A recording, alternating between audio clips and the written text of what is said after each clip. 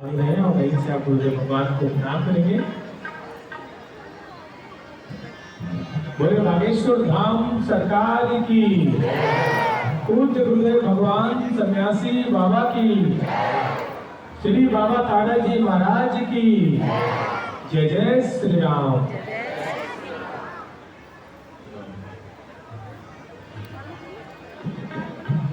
राम जय राम जय राम सिया राम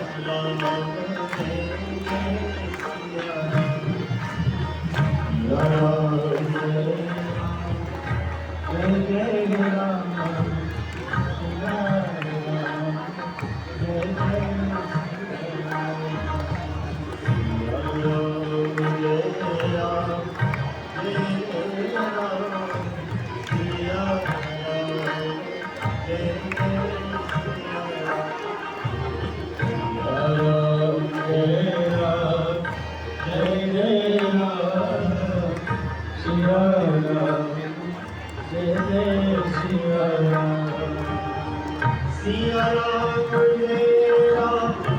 जय जय राम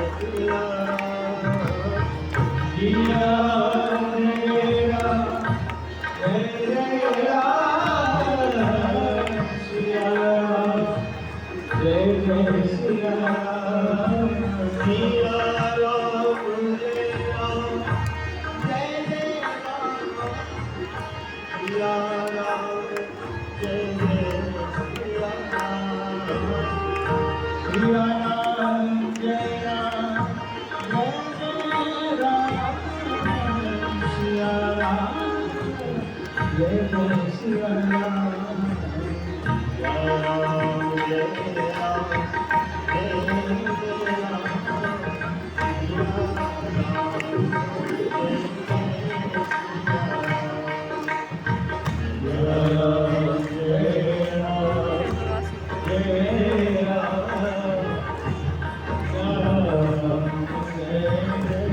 जय जय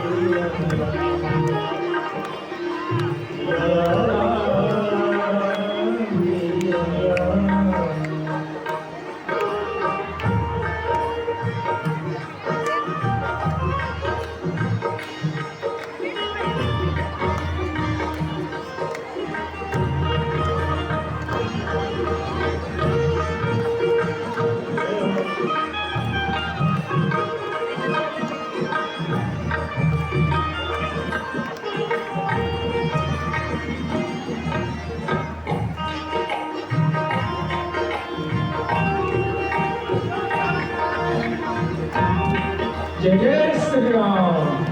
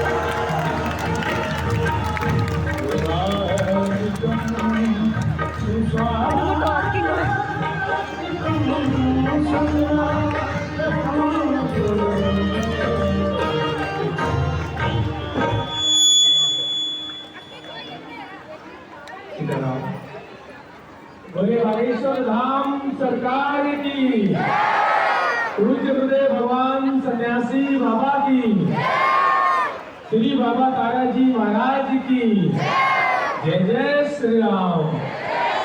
गणपति बप्पा।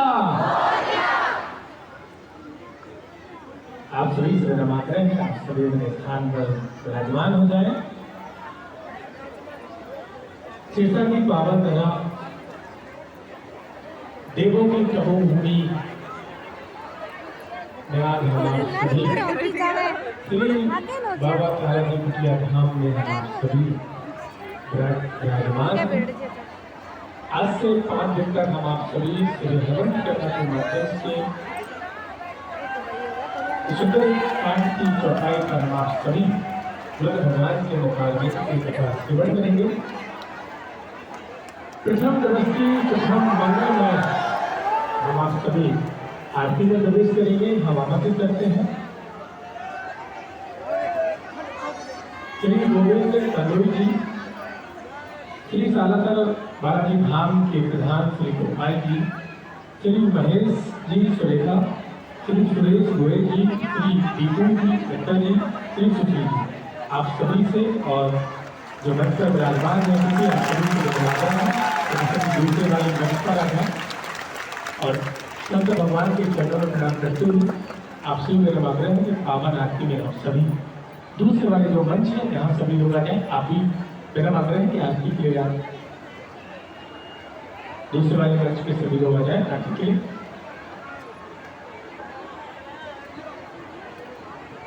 पांच दिवसीय श्री हरदम गंगा दूसरे वाले मंच पे आज ही सभी लोग आ जाइए आरती के लिए। दूसरा वाला जो मंच बना है वो आरती के लिए भी मंच बना है, तो मेरा मतलब है कि आप सभी दूसरे वाले मंच पर ये कर रहे हैं सामने और मंगल में पावन आरती में हम आप सभी प्रवेश करेंगे। और आप भी जहाँ हैं वहीं स्थान पर विराजमान होकर खड़े होकर आप अपने मन में भाव बागेश्वर बालाजी के प्रति आप जताते रहें और मन की ही भावना से आप अपने मन में ही आरती करें। आइए चलते हैं मंगल में पावन आरती में। जय श्री राम। ओम ज्वालामालन्यै नमः रत्नेश्वरे नमः सर्वोपचारार्थे गन्धक्षपुष्पाणि समर्पयामि। हरिः ओम चन्द्रमा मनसो जातकसो नमो सूर्यो अजायता श्रोतर्जवायुषो प्राणस्य मुखाग्निरजायतो।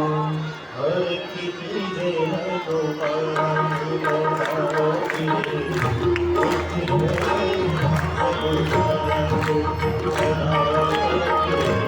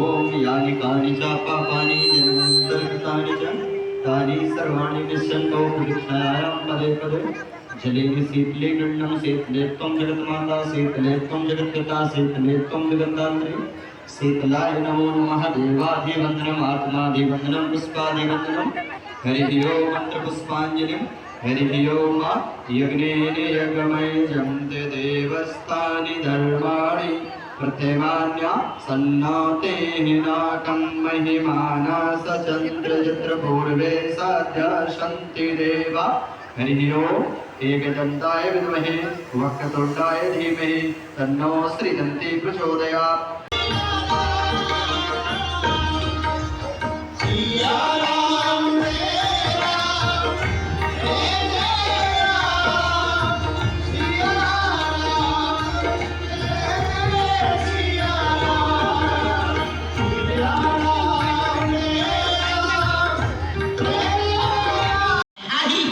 मन को चमकाने के लिए हैरान हो जाओगे तो हनुमान जी की कृपा को पा जाओगे। बोलो सीताराम, जोर से बोलो। अब प्रश्न उठता है, मन को कैसे चमकाएं? हनुमान जी से सीखो। ए हाँ,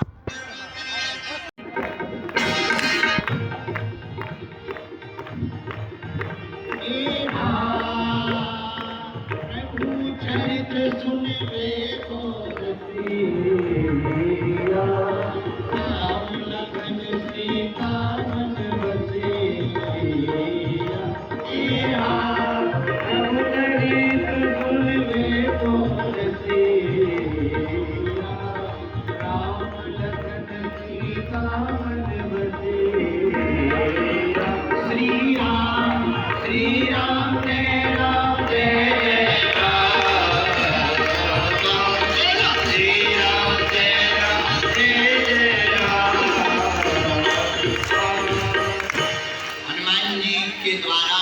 चमकाना है तो हनुमान जी से सीखो, कथा को सुनो।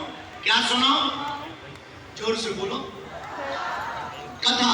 कथा मन को चमकाती है, मन के विकारों का दर्पण है, मन अपने मन का दर्पण है कथा। कथा बताती है कि अपनी औकात क्या है। बोलो सीताराम। वरना तो तन के उजले बहुत हैं, मन के उजले कम हैं, पर मन को उजला रखना है तो भगवान की कथा सुनो। हमें लगता है ऐसा, बुरा न मानना। देखो एक बात स्पष्ट कर दूं, हम किसी भी पार्टी के समर्थक नहीं, हम हनुमान जी के समर्थक हैं। लेकिन लोग पूरी बात सुनो, पर हमें ऐसा लगता है तारा बाबा ने गोपाल कांडा जी को और गोविंद कांडा जी को इसलिए चुना है ताकि यहाँ पर रहने वाले लोग हर साल कोई ना कोई संत कथा कहने आवे तो अपने मन को चमका पाए। इसीलिए बाबा ने चुना है, क्योंकि हनुमान जी को भी प्रिय। अभी जैसे जो बोल रहे थे, महिमा गा रहे थे, उन्होंने कहा कि तारा बाबा की बात शंकर जी से होती थी। अब कितना गजब का कनेक्शन है, हनुमान कथा फिट बैठ रही कि जिनका शंकर जी से कनेक्शन, शिवरात्रि को जिनका अवतार हुआ, जन्म हुआ, ऐसे तारा बाबा को शंकर जी का रूप माना जाता है। लेकिन हम जिनकी कथा कहने आए उन हनुमान जी को भी तो शंकर जी का ही अवतार माना जाता है। हमारे हनुमान जी शंकर सुमन केसरी,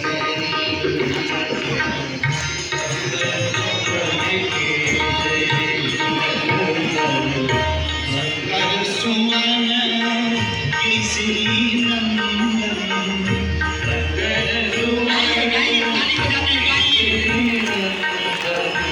शंकर सुमन केसरी नंदन,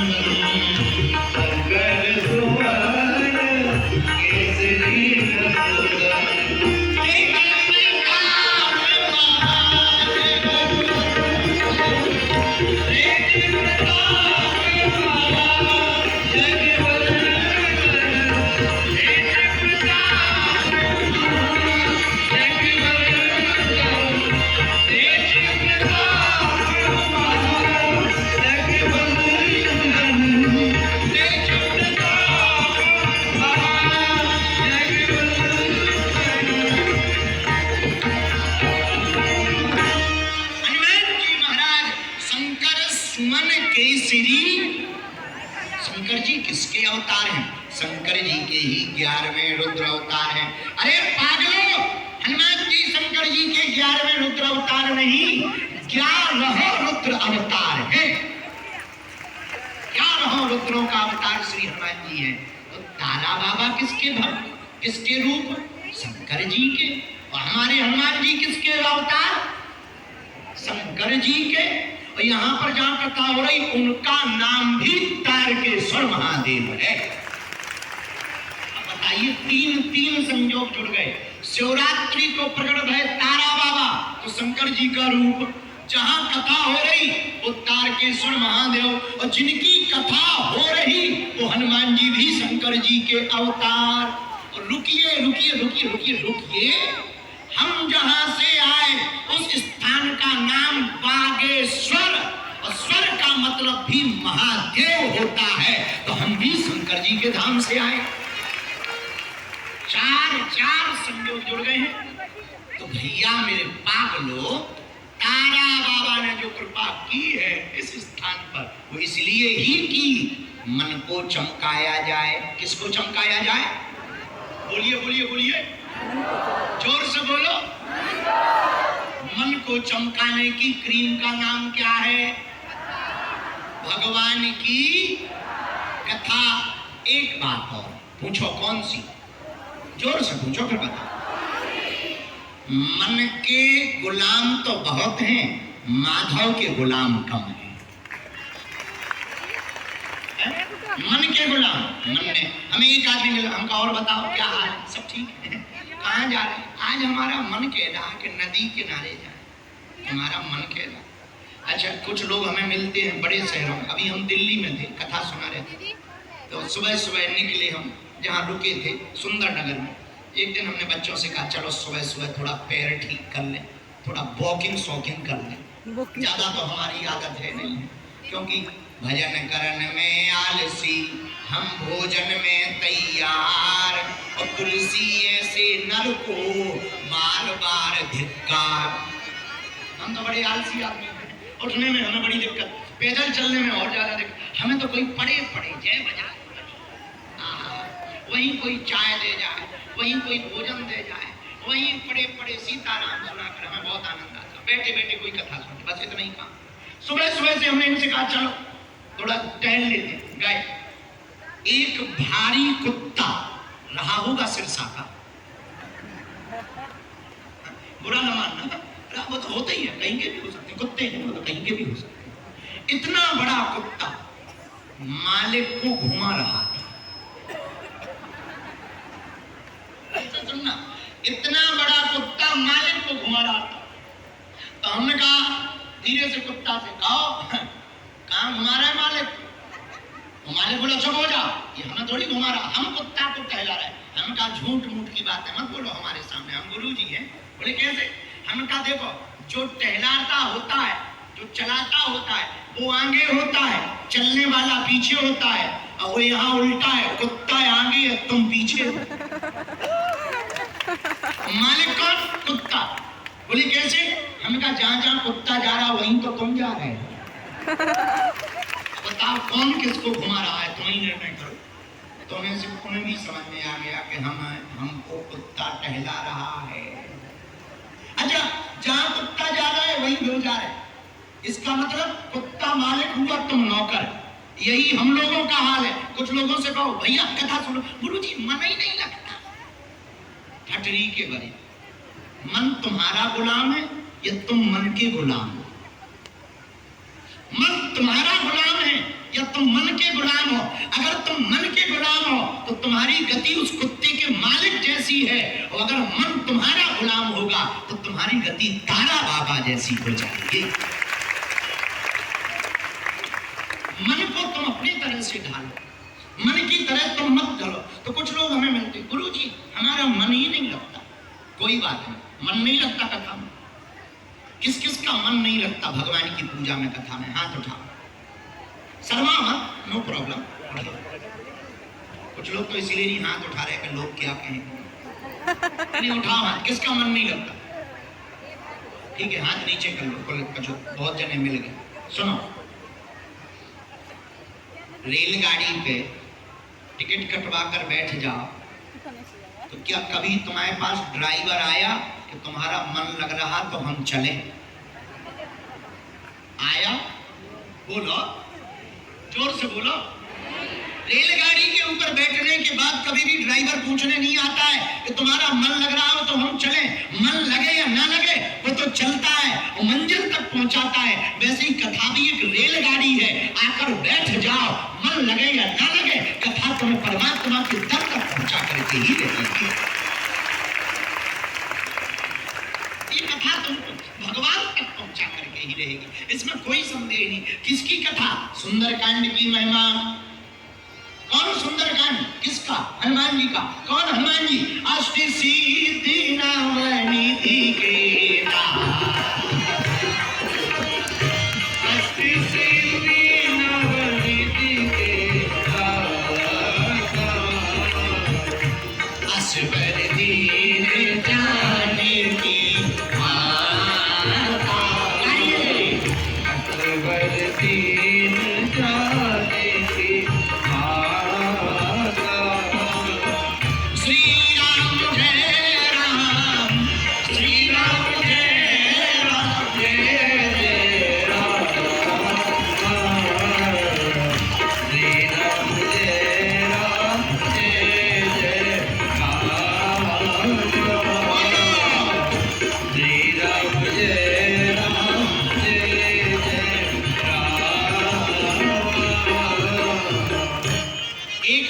कहते थे मन का कुत्ता दर दर फिरे, दर दर दुर दुर होए। ये मन का कुत्ता बड़ा खतरनाक है। अच्छा, मन कैसा है जरा समझना, मन कैसा है। अभी गंदी बातें कहना हम शुरू कर दें तो किसी को भी पेट पीड़ा, कमर दर्द, जमवाई नहीं आई। लोग गंदी बातें रात भर सुन सकते हैं और अगर कहें बेटा रामायण पढ़ लो, गुरुजी हमारा तो सिर दर्द करता, हमको अब अभी कहते हैं रामायण पढ़ो रामायण, गुरुजी हमको तो बहुत नींद आ रही, क्षमा करो। और जैसे ही बिस्तर पे लेटे हो तुरंत कहो कान में, है फलानी कैसी है, ओ तुरंत उठ के कहेंगे गुरुजी ठटरी के बरे न कटा आगी के लगे। सत्कर्म की बात करने में नींद आती है, अब कुकर्म की बात करने में नींद भाग जाती है। क्या गजब का मन है, इससे निश्चित होता है ये मन बड़ा चंचल है। कुछ लोग यहाँ कथा में बैठे और कुछ लोगों का मन नहीं बैठा। सिरसा के मार्केट में कोई चाट खा रहा, किसी का मन सिनेमा फिल्म में फिल्म देखने जा रहा। हमारे एक संत हमको कहते थे, तन से पूजा कर रहे मनवा गया बाजार, और कैसे रीझे सांवरा जुड़े न दिल के तार। ज्यादातर लोग तन से पूजा कर रहे, मन से किसी को मतलब ही नहीं। मेरे पागलों, सिरसा के लोगों, आज की कथा का संकेत बड़ा प्यारा है। हमें तन को नहीं चमकाना, मन को चमकाना है। इसलिए मन के गुलाम नहीं बनना, हमको तो माधव का गुलाम बनना है। मन के गुलाम बनोगे तो बिखर जाओगे, माधव के गुलाम बनोगे तो निखर जाओगे। बिखरना हो तो मन के गुलाम बनो, और निखरना हो तो गोविंद के माधव के गुलाम बनो। मीराबाई कहती, अलीरी मोहे लागे वृंदावन को, अलीरी मोहे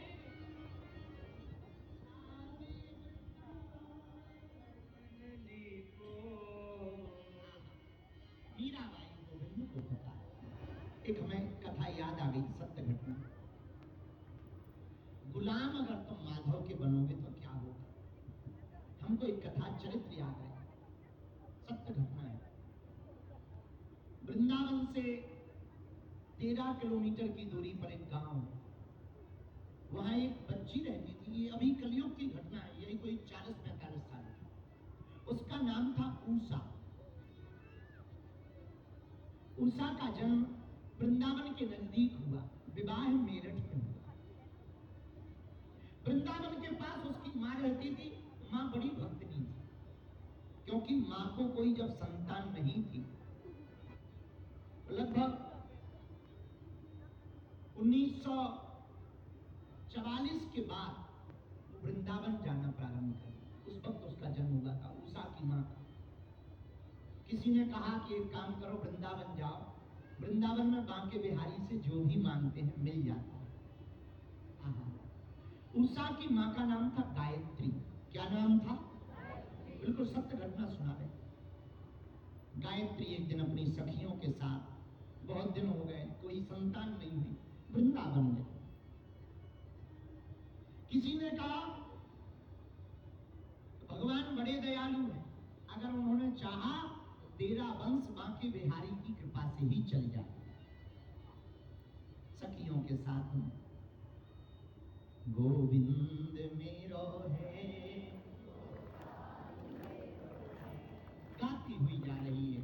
13 किलोमीटर की दूरी कीर्तन करते हुए हर अमावस्या को जाती थी और गाती थी, गोविंद मेरो है गोपाल मेरो है।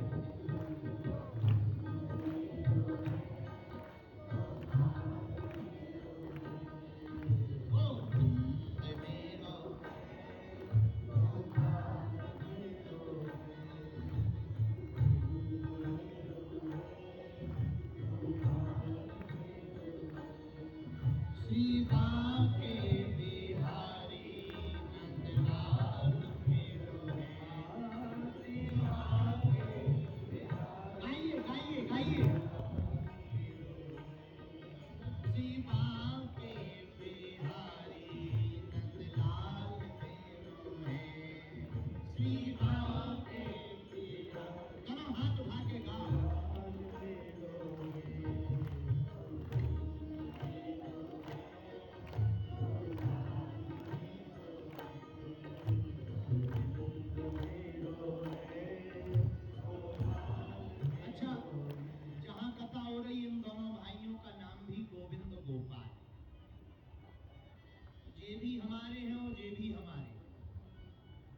कीर्तन भी बड़ा प्यारा। गोविंद मेरो है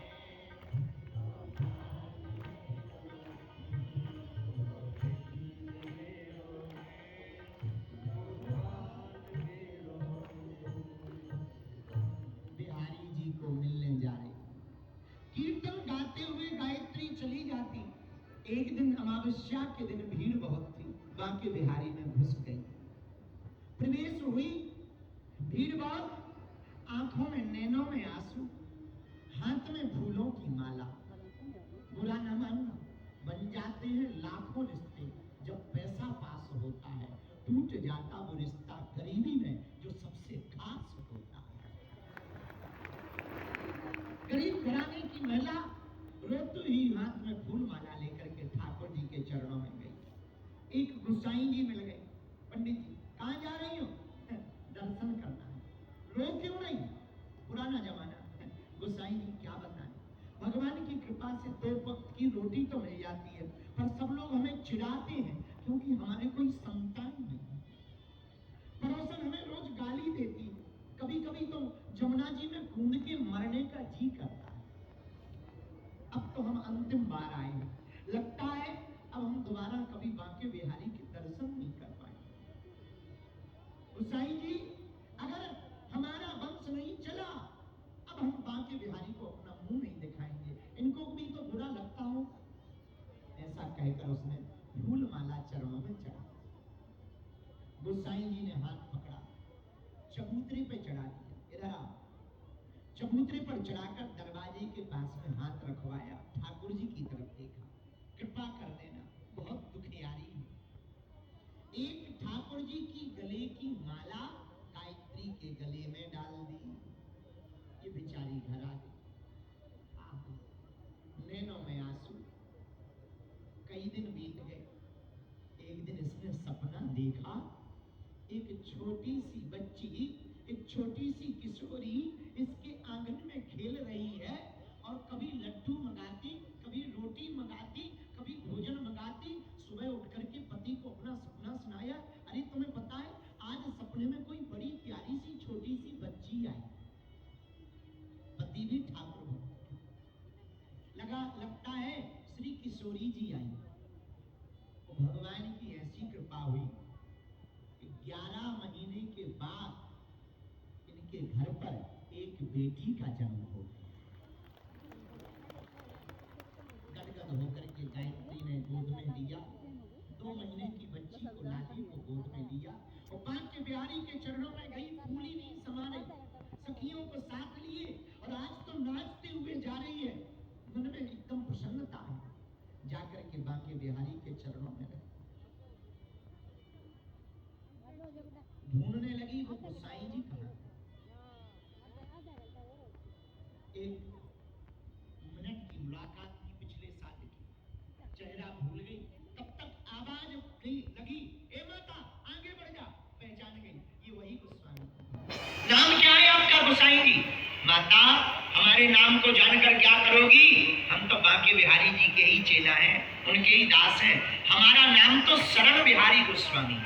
ओहो महाराज आपने पहचाना? अरे तुम वही हो जो पिछले साल रो रही थी। हाँ महाराज, आपकी कृपा हो गई और आपकी कृपा से हमारे घर पर श्री किशोरी जी आ गई। गोद में लेना, पटकी उड़ाई गोस्वामी जी ने, वापस विदा कर जाओ घर। भगवान की बड़ी कृपा। गोस्वामी जी ने बिहारी जी की तरफ देखकर कहा, अरे बड़े छलिया हो, पिछली साल रो रही थी, आज देखो कितनी हंस रही। ठीक कृपा कर दी, ऐसी दया करते रहे। भगवान को धन्यवाद। समय बीत गया, गायत्री की बेटी, उसका नाम उषा रखा। उषा बड़ी हो गई, गरीब परिवार की बिटिया। उसका विवाह मेरठ में किया गया, पर मेरठ वाले जहां विवाह हुआ वो बड़े लालची निकले। 10,000 रुपया, उस जमाने में बहुत होते, 10,000 रुपया का दहेज मांगा। बड़ी मुश्किल से उधार उठाकर उषा के पिता ने, गायत्री के पति ने 10,000 रुपया दिए। उषा जब बच्ची थी तो एक दिन 5-6 साल की हुई तो पिता से बोली, पिता आज रक्षाबंधन है, सब लोग अपने अपने भाइयों को राखी बांधे, क्या हमारा भाई नहीं है? हम राखी किसको बांधे? माँ की आंखों में आंसू आ गए। गायत्री बोली, बेटी तुम्हारा भाई है तो पर थोड़ा दूर रहता है। कहाँ? 13 किलोमीटर दूर वृंदावन में रहता है। नाम क्या है? बांके बिहारी। श्री बांके बिहारी को ही भाई बना लिया। हर साल राखी बांधने जाती है। विवाह मेरठ हो गया, रक्षाबंधन का दिन आया तो उषा ने अपने पति से कहा कि मैं हर साल अपने भाई बांके बिहारी को राखी बांधने जाती हूं, इस साल भी तुम चलो। पति ने डांट लगा, बड़े कंजूस लोग थे, बेफिजूली का बना रखा बांके बिहारी बांके बिहारी। क्या बांके बिहारी? जाएंगे 100 रुपया खर्चा हो जाएगा, क्या तुम्हारा भाई बांके बिहारी 100 रुपया दे देंगे? ऐसा डांट कर पत्नी को चुप करा दिया। उषा चुप हो गई और उसका जी नहीं लग रहा था। बार बार आंखों में आंसू भरती और रोती। रक्षाबंधन की सुबह हुई, बाकी ननंदे आ गई। ननंद आकर के राखी बांध रही।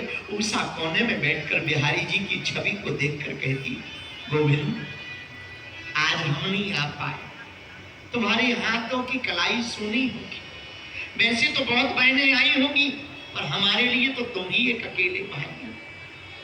पता नहीं किसी ने राखी बांधी भी होगी कि नहीं, क्या बताएं। हमें आना तो था पर हमारे पति बहुत विचित्र हैं, हम आ नहीं सकते, हमको क्षमा कर दो गोविंद। इतना कहकर के वो फूट फूट करके रोने लगी। कुछ भोजन नहीं किया, उसका नियम था जब तक राखी ना बांध ले बांके बिहारी को तब तक कुछ खाती नहीं। आज 4 बज गए शाम के, भोजन नहीं किया। नंदों की सेवा करती, चाय बनाती, नंदों के नंदे बैठी, अटखेलियां हो रही, हंसी उड़ा रही, सब बातें चल रही। इसका दिल तो बार बार बांके बिहारी की तरफ जाता। इतने में क्या देखा, बाकी लोग काम में व्यस्त हो गए। उसी समय एक 16-17 साल का सुंदर सा बालक भागा भागा सांवला सा आया। अरे बहन, मुझको भूख बड़ी जोर से लगी है, जरा रसोई से भोजन तो ला दे। इसकी मति मारी गई, ये पहचान नहीं पाई। इसे लगा कोई होगा, गांव में आया होगा रिश्तेदार।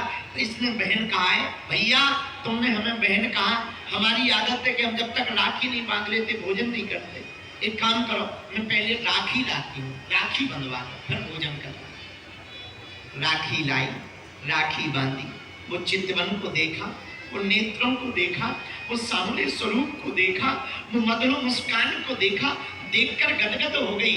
ऐसे ही मेरा भैया बांके बिहारी है। भैया कहाँ के हो तुम? झूठ मूठ का परिचय पता लगा। अंदर गई, हम अभी भोजन की थाली ला रहे हैं, रुको। जैसे ही अंदर से थाली लेकर आई, वो बालक गायब हो गया।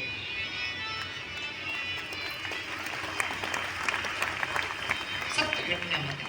पूरे घर में देख मारा, घर के बाहर उसका ससुर बैठा था। उससे पूछा कोई बालक यहाँ से निकला? ससुर बोले ना तो कोई अंदर आया है ना कोई गया है। ये समझ गई और कोई नहीं, हमारे बांके बिहारी ही राखी बंधवाने के लिए हमारे घर आ गए। हमारे ठाकुर जी ही हमारे घर आ गए, हमारे गोविंद ही हमारे घर आ गए, हमारे माधव ही हमारे घर आ गए। नाचती हुई खिलखिला गई कि धन्य है भैया, तुमने अपने भाई होने का फर्ज निभाया। मैं भी वचन देती हूँ, अब चाहे प्राण चले जाएं, बहन होने का वचन मैं भी निभाऊं। उसी दिन से घर को छोड़कर वृंदावन आ गई, बैरागन हो गई, नाम पड़ गया माँ उषा। उस दिन से वृंदावन में आकर के बांके बिहारी की बावरी हो गई। मेरे प्रिय सज्जनों, इस सत्य घटना को सुनाकर हम ये कहना चाहते, भगवान कहाँ? जहाँ भक्त की हाँ, आज भी भगवान मिल सकता है। तुम अगर तन को चमकाने की जगह मन को चमकाओगे तो गोविंद प्रकट हो जाएगा। तुम मन के गुलाम बनने की जगह अगर माधव के गुलाम बनोगे तो आज भी हमारा गोविंद तुम्हारे सामने प्रकट हो जाएगा। हमारे हनुमान जी आज भी प्रकट हो जाएंगे। भगवान कहीं दूर है, भगवान तो अंदर है। हमारे गुरु जी कहते थे, मुझको कहाँ तो ढूंढे बंदे, मैं तो तेरे पास हूँ। ना काशी में ना मथुरा में, मैं तो तेरे पास। भगवान तो तेरे पास है। तो भगवान को पाना है मेरे पागलों। हमें मन के गुलाम नहीं बनना, हमें माधव का गुलाम। माधव के गुलाम बनोगे तो मस्ती आ जाएगी। मस्ती आएगी तो अच्छी अच्छों की हस्ती तुम्हारे सामने टिक नहीं पाएगी।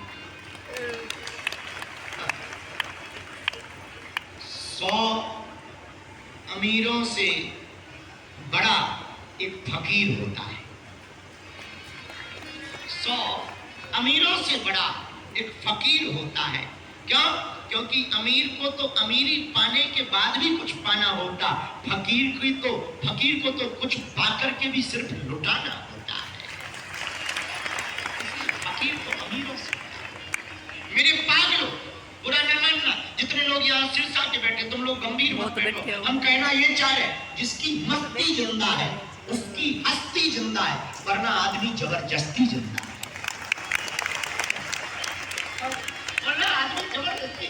मस्ती बरकरार।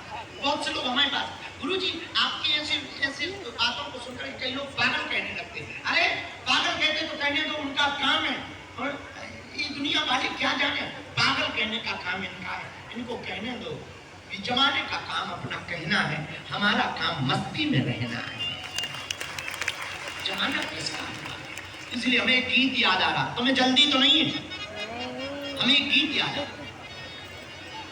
मस्ती के रंग में,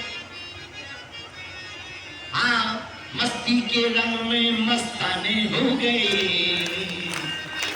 कौन कौन तारा बाबा को मानता है? जरा हाथ उठाइए, दोनों हाथ उठाओ, कभी मानेंगे।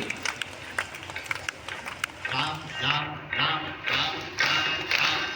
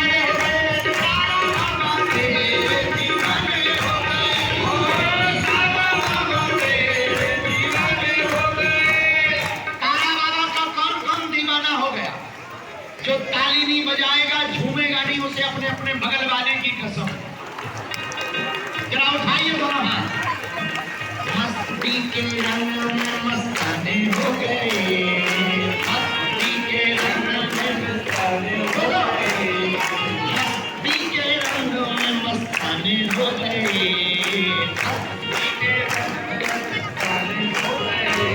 पीछे वाले बगल वाले का हाथ उठाएगा, तारा बाबा तेरे दीवाने हो गए, तारा बाबा तेरे दीवाने हो गए, तारा बाबा तेरे दीवाने हो गए, तारा बाबा तेरे दीवाने हो गए। मस्ती के रंगों में मस्ताने हो गए, मस्ती के रंगों में मस्ताने हो गए। ऐसे ही तो धीमे धीमे गाएगा, लेकिन अपने पड़ोसी को गा मिलेगा। लगा लो, हम लगा ले। इतना मत करो। मस्ती के रंगों में दर्शन करा दो, पीछे एक तभी के तो ये बना के रखवा दो।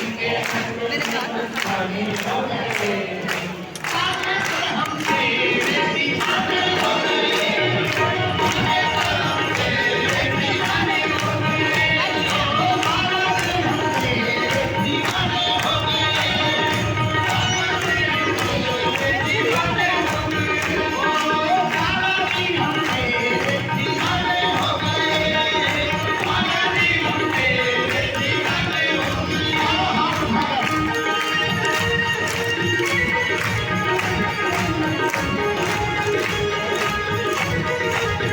वीडियो आ रही है तो वीडियो आवाज तो मैं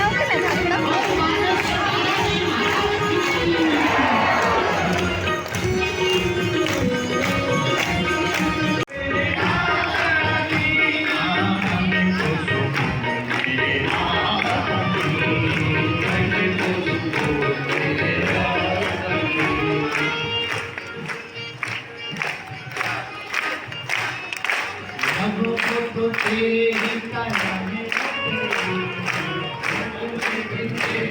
ना इन बातों में तो तेरे ही तराने हो गए, बातों में भी तेरे तराने हो गए, बाबा तेरे दीवाने हो गए, बाबा तेरे दीवाने हो गए, बाबा तेरे दीवाने हो गए, बाबा तेरे दीवाने हो गए।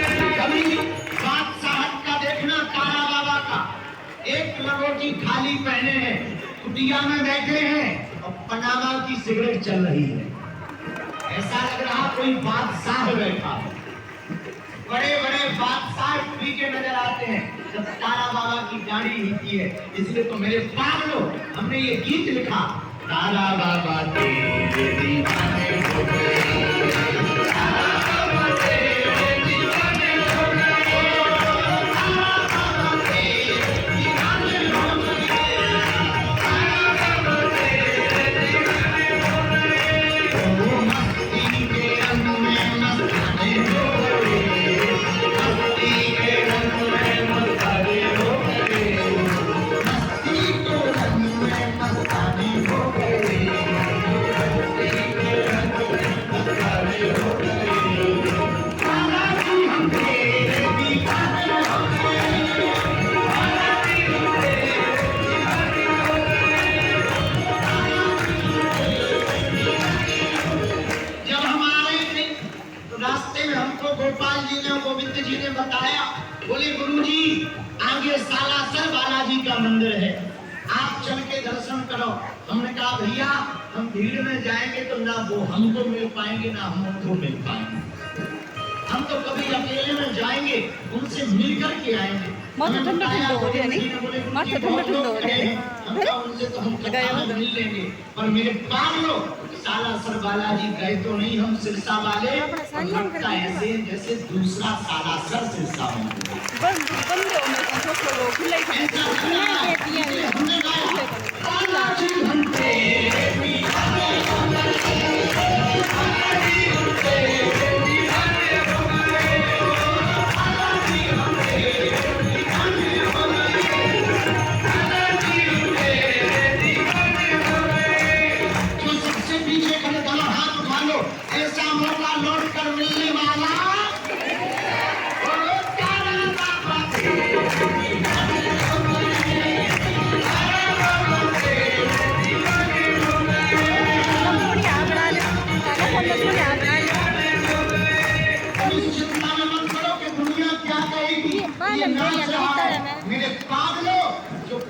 में चलने को लड़का बांग्लो पहुंच गया हूँ। उसे दुनिया में नहीं नाचना पड़ता। इसीलिए चिंता मत करो दुनिया क्या कहेगी। दुनिया का काम है कहना दुनिया को बनाने में खटनी, अब दुखों की बनेगी गठरी, क्योंकि तारा बाबा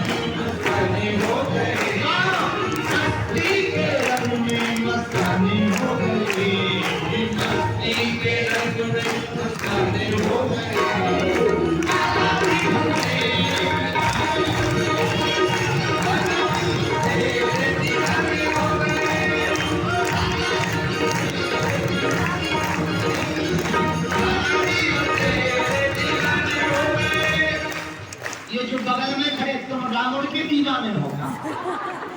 न कटा हो दोनों हाथ उठाओ। बोल बागेश्वर महाराज जी की।